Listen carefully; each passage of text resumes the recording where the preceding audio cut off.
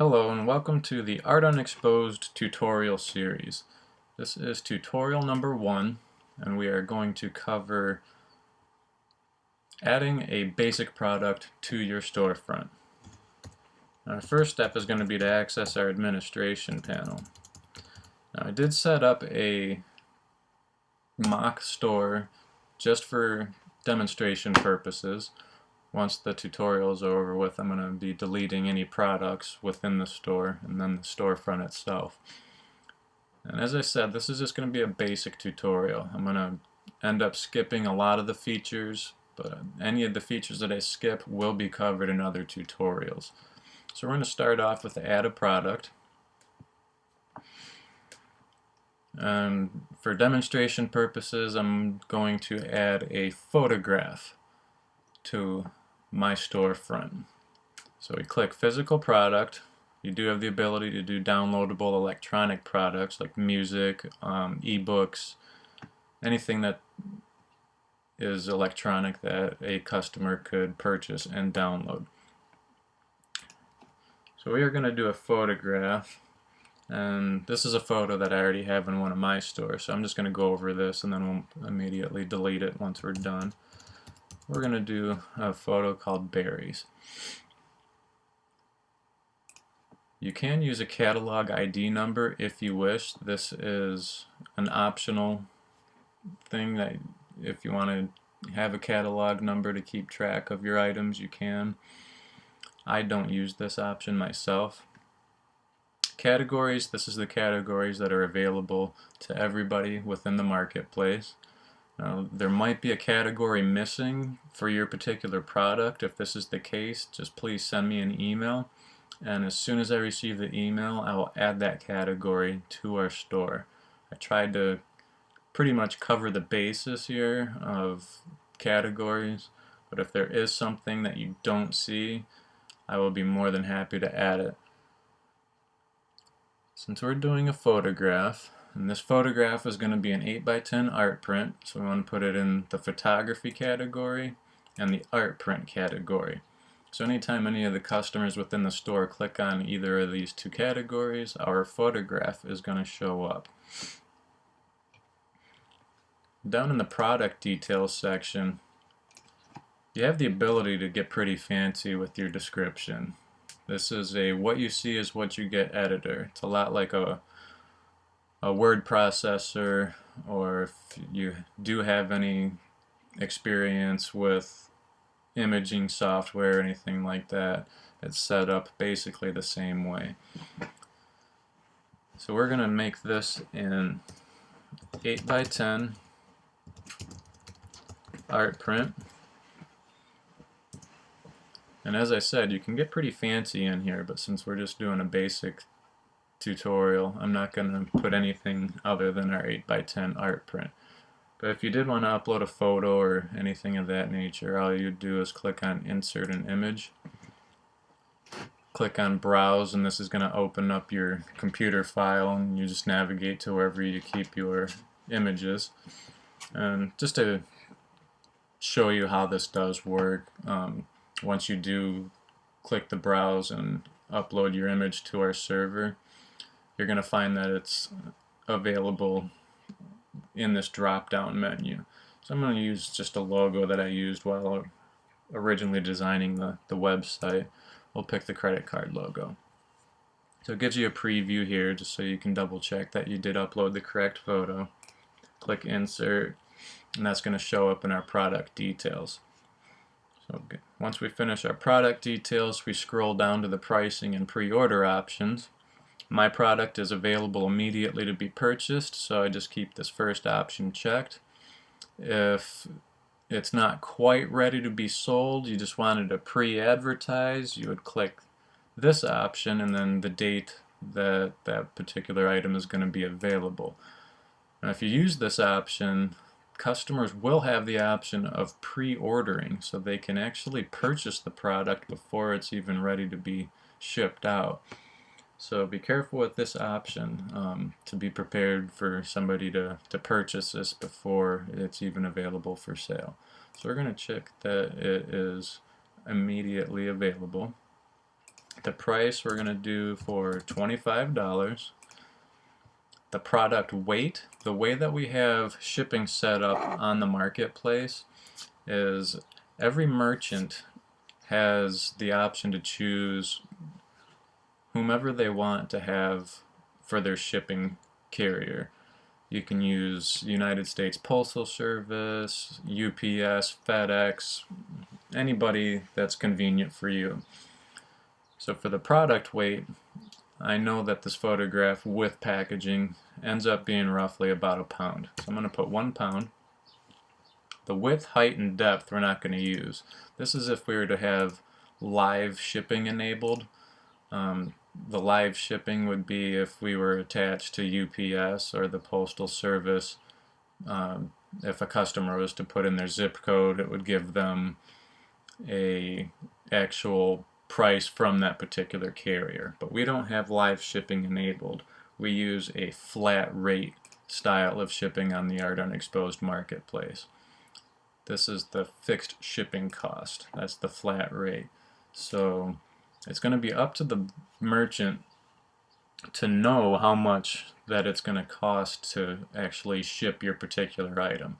So at the United States Postal Service, to ship something priority that weighs a pound and is the size of an 8x10 matted photograph, it ends up roughly between $7 to $10.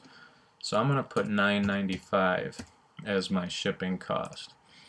So this is going to be a fixed shipping rate for the customer. As soon as they add this into their cart, they're going to automatically get the $9.95 shipping rate. If you don't want to have shipping charged at all to your customer, you can click yes, this product has free shipping, and this will show up nice and big within the listing to show the customer that there is free shipping. Sometimes it's a good way to kind of entice people to purchase if they know they don't have to pay for any extra shipping. So we have all of our product details. Next we want to have the image of our product. Now for that, all we do is upload our image, go into our whatever file we have our images stored. Here's my berries photograph. I'm going to upload, and there's our photograph ready for our listing. Now you do have an option to put in a description of your particular piece that you're selling. You don't have to. Just a good way to add some extra details that the customer might miss elsewhere within the listing. You also have the ability to upload a YouTube video. If you do have a video about your company or about that particular product, you have a video of it in process or anything like that, you can upload a video. So the inventory, and like I said, we are going to skip a few things, so there's going to be a lot of things within this menu we're going to skip for right now, but we will go over those in later tutorials. We click on inventory. If you don't want to track inventory, you don't have to. So you just leave this radio box checked. If you do want to track your inventory, click track, and we'll say we've got 15 of these photos in stock. I want an email sent to me when we have 3 left, just to give me a little reminder that we're starting to run low on that particular print. So once our inventory level hits 3, this is automatically going to send us an email to let us know that that particular product is running low. We're going to skip variations and custom fields. We're going to go to other details. The product warranty, you can use this to communicate something to the customer, such as shipping, how long it typically takes you to get an item shipped out, if you have anything extra that you just like the customer to know, you can add that here. Choose an existing brand. I have this disabled because we are an arts and artisan marketplace. The only vendors on here that should have brand names are if you are a supplier, if you sell art supplies or anything like that, that's actually coming from a manufacturer. So I have this option disabled. Product UPC is the same, goes along the same category as the brand name. Anything handmade isn't going to come with the UPC symbol, typically anyway. Keywords, this is going to be where you add any keywords that describe your particular item. Anybody that uses our search within the store feature, the search box on the website, any keywords that you have here that a customer types in, that's going to bring your product up. Product tags is the same. You'll notice what it is called a tag cloud on the website, and this is just literally a random cloud of tags that are clickable. So any of your keywords that you have up here, you can copy and paste in here. This is going to give your customers other options on how to find your product within the site. Product availability, you can put a little note saying that this is available immediately, or buy now, only one left in stock. Anything to help maybe get a customer's attention within the listing of your product. If your product is available immediately, keep this checked to keep it visible on your storefront. If for some reason you do want to keep it hidden, just uncheck that and the product won't be able to be seen on your storefront. Featured product, you always want to check featured product on your storefront homepage. There's 8 featured products that will show, and if you have 20 products and you have all 20 of them checked, it's going to rotate those 20 products within the 8 spaces. So every time somebody goes back onto your storefront, it's going to have another 8 products randomly generated for them to see. So I just recommend check that for every product that you have. Gift wrapping, you can choose if you want to gift wrap for people. I'm going to check don't allow this item to be gift wrapped. The product condition should be new. If it's handmade, then it should be new, not used or refurbished. The page title, this is going to be the title that's going to show up in your customer's web browser. Up here it says Art Unexposed admin panel. Whatever you type in this field, we've got photograph. Somebody is on this particular product, then it's going to say photograph up top here. Facebook Open Graph, this is something that I've already preset. This is what controls the like buttons and the share on Facebook buttons. So you don't even need to do anything with this, because you shouldn't end up having to check anything in here unless you're selling a song, you're selling music, or a book, whatever pertains to your product the most. These settings we won't go through right now. We don't need any of these for a basic product. We do have Google Checkout as an option for a customer to pay. For some reason you don't want your customer to use Google Checkout, then just check that and it will disable it.